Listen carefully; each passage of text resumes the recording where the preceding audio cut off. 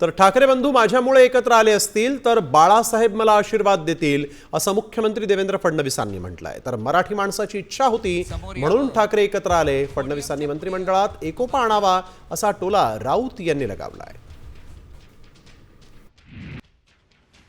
हिंदू हृदय सम्राट शिवसेना प्रमुख बाळासाहेब ठाकरेंचं जे स्वप्न होतं, ज्याकरता त्यांनी स्वतः प्रयत्न केला, पण त्यावेळी दोन भाऊ एकत्रित आले नाही, ते जर माझ्यामुळे एकत्रित येत असतील तर मला असं वाटतं की मी चांगलंच काम केलंय, मला त्याचा आशीर्वादच मिळेल।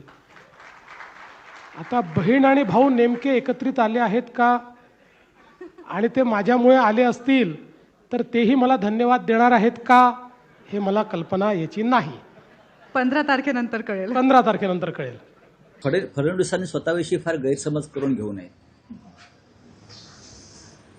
ही महाराष्ट्राची गरज होती,